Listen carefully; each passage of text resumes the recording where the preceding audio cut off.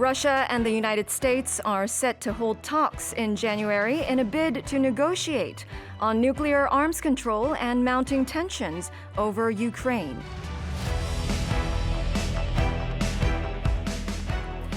The Nicaraguan government has seized the former embassy and diplomatic offices of Taiwan, saying they belong to China after breaking off relations with Taiwan this month.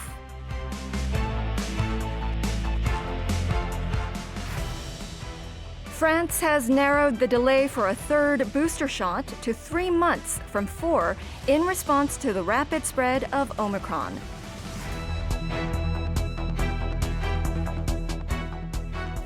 U.S. health officials on Monday cut isolation restrictions for asymptomatic people who catch the coronavirus from 10 to 5 days. Edward O. Wilson, the pioneering biologist and environmental activist, who was affectionately known as the Ant-Man, has passed away at the age of 92.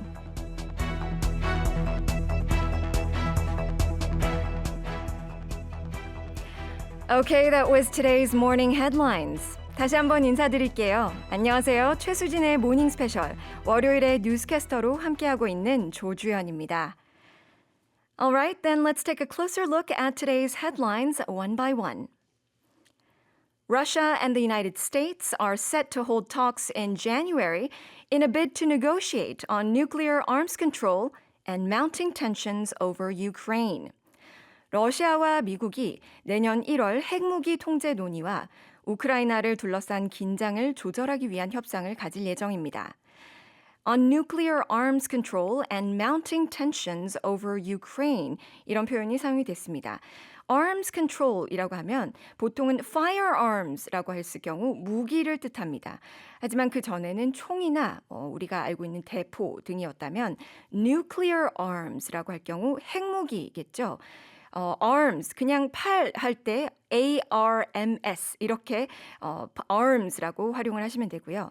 nuclear 띄우고 arms 그리고 control이라고 하시면 됩니다.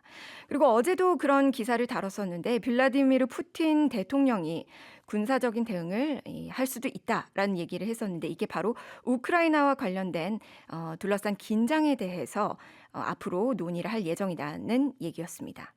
Let's move on to the second headline. The Nicaraguan government has seized the former embassy and diplomatic offices of Taiwan, saying they belong to China after breaking off relations with Taiwan this month. 이번 달 대만과 단교한 니카라과 정부가 옛 대만 대사관과 공관 건물 등을 중국 소유라며 압류했습니다. Saying that they belong to China. If something belongs to China, 누구의 것이다, 누구의 소유다라고 얘기를 하는 겁니다. 결국 중국의 소유다라고 하면서 대만의 지금 현재 공간을 압수했다는 것입니다. 그리고 break off relations with라고 할 때는 어떤 주체와 관계를 끊다라는 얘기인데요. 국가와 단교를 하다라고 할 때도 break off relations with라고 할 수 있고 유사한 표현 같은 경우에는 cut ties with 이렇게도 활용할 수 있습니다. And now, this is the third headline for today. France has narrowed the delay for a third booster shot to 3 months from 4 in response to the rapid spread of Omicron. 프랑스가 오미크론 변이의 급속한 확산에 대응하기 위해 4개월이었던 부스터샷의 접종 간격을 3개월로 단축시켰습니다. Narrow the delay for a third booster shot. 부스터샷 이 세 번째 접종을 맞는 간격을 좁혔다는 겁니다. 결국에는 여기서 delay라고 하는 것은 접종 완료 후 부스터샷을 맞을 때까지의 기간을 뜻하는 거겠죠. 화이자나 모더나 등은 2차 접종, 즉 완료 후에까지 걸리는 시간, 얀센 같은 경우에는 1차 이제 완료가 된 다음에 3개월 지나면 다 가능하다는 건데요. 그 기간을 원래 4개월이었었는데 그것을 3개월로 단축을 했다는 겁니다. And now moving on to our fourth headline. U.S. health officials on Monday cut isolation restrictions for asymptomatic people who catch the coronavirus from 10 to 5 days.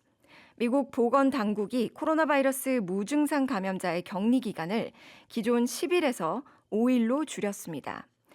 Isolation restrictions라고 하면 저희가 흔히 언론에서 굉장히 많이 듣는 표현이죠. 격리 기간을 단축했다는 것입니다. 근데 누구를 위해서? asymptomatic people, 무증상자라는 건데요. asymptomatic, 이게 한 단어인데 asymptomatic, 무증상의 이런 뜻입니다. symptom이라고 하면 증상이 있다는 뜻인데 앞에 a가 붙어서 증상이 없다는 뜻으로 asymptomatic people, 무증상자들을 위해서 격리 기간을 열흘에서 5일로 단축을 했다는 것입니다. Okay, let's go over the final headline.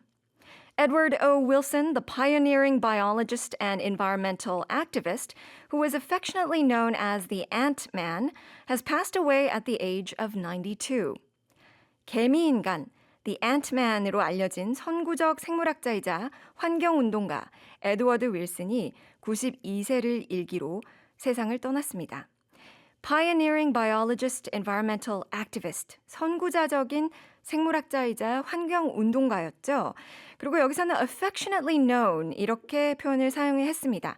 Ant-Man이라고 애칭이 있었는데 별칭이나 애칭이 있었는데 이거는 정말 그 연구 때문에 감정을 담아서 개미인간이라는 애칭도 부여가 되었던 그런 분이었다는 얘기입니다. Affection, 감정을 담아서 affectionately known as the Ant-Man 이렇게 불렸다라는 내용이었습니다.